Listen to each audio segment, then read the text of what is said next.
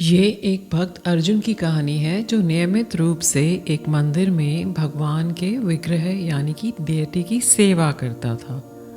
उसका एक पड़ोसी था जिसकी दुकान मंदिर के रास्ते में पड़ती थी। एक बार उसके पड़ोसी ने अर्जुन से कहा, अगली सुबह मुझे दुकान पर छोड़ दोगे क्या अर्जुन? मेरा गेहूं का ट्रक आना है, मुझे उस गेहूं को अपने गोदाम में भरना है और कोई रिक्शा तो मिलेगा नहीं। ये शायद उस ज़माने की बात है जब पब्लिक ट्रांसपोर्ट बहुत अच्छा नहीं था। तो अर्जुन ने उससे कहा, क्यों नहीं, ज़रूर, बस भाई एक चीज़ का ध्यान रखना कि सुबह समय पे पहुंचना। तुम तो जानते ही हो मेरी मंदिर में सेवा होती है, उसके लिए मैं देर नहीं कर सकता। उसने बोला, हाँ भाई ठीक है, मैं टाइम से पहुंचूंगा। कहाँ पहुंचना है? तुम्हारे स्कूटर के पास ही तो पहुंचना है और ये रहा मेरा घर। तो अर्जुन ने कहा, हाँ हाँ ठीक है। अब अगली सुबह अर्जुन ने उसका इंतज़ार किया पर वो नहीं आया। अब अर्जुन उसे छोड़ के भी नहीं जाना चाहता था। उसने जाके उनके दरवाजे पे खटखट की, बहुत देर तक नॉक किया पर वो उसका पड़ोसी नहीं आया। तो अर्जुन को बहुत बेचैनी होने लगी। उसने सोचा, अब मैं क्या करूं? वो दुविधा में पड़ गया कि अब तो मुझे इसको छोड़ के जाना ही पड़ेगा। मैंने तो इसे समय दिया था और ये आया ही नहीं। उसने फटाक से अपना स्कूटर स्टार्ट किया और वो स्कूटर पे खूब स्पीड बढ़ा के मंदिर के लिए निकल गया। अब जो वो मंदिर में पहुंचा तो उसने जैसे ही भगवान का जो गर्भ होता है जहाँ पे भगवान की डीटीज़ होती हैं वहाँ पे जब गया तो उसने पर्दा हटाया अपनी सेवा शुरू करने के लिए। तो वहाँ पे वो क्या देखता है कि जो विग्रह है वो वहाँ है ही नहीं। अर्जुन को कुछ समझ ही नहीं आया ये क्या हुआ है। उसे लगा वो इमेजिन कर रहा है या ये सच में यहाँ पे डेटी नहीं है, विग्रह नहीं है।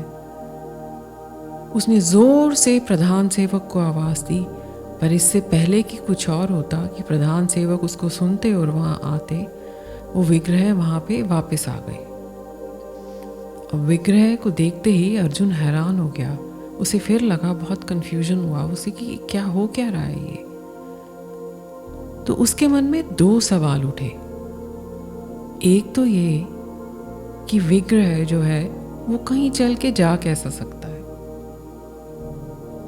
और दूसरा ये कि वो वापस कैसे आ सकता है अगर वो गया तो, अगर गायब हो गया तो वो ये सोच ही रहा था, अपने मुंह में वो बुदबुदा ही रहा था कि उसे एक आवाज सुनाई दी। बहुत ही स्पष्ट और अचूक आवाज में एक उत्तर आया, अर्जुन, मैं तुम्हारे दोनों प्रश्नों का उत्तर दूंगा, तुम मेरे प्रिय सेवक हो। ये भगवान की आवाज थी। भगवान ने कहा, मैं तुम्हारे पड़ोसी की मदद करने गया था मेरे प्रिय सेवक, जिसे अपनी गेहूं के खेप उतार कर सुरक्षित रखना था। तुम तो उसे पीछे छोड़ आए क्योंकि तुम्हें मेरी सेवा में देर होने की चिंता हो रही थी। लेकिन अर्जुन, मेरे प्रिय सेवक, क्या तुम मुझे उसकी सेवा के माध्यम से नहीं पा सकते थे?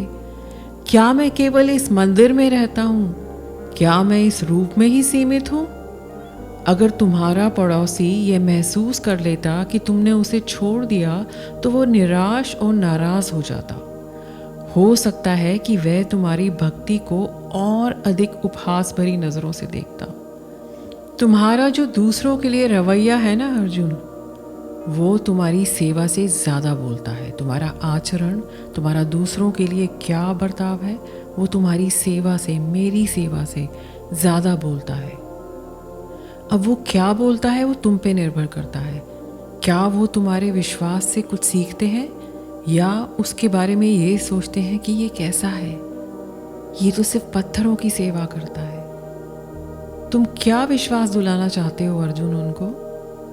खैर, भगवान की आवाज जारी रही, अर्जुन, तुम्हारा दूसरा प्रश्न, विग्रह कैसे चल सकता है?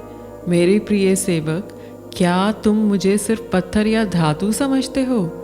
क्या मैं इस डेटी के रूप में, इस विग्रह के रूप में सचमुच में उपस्थित नहीं हूँ?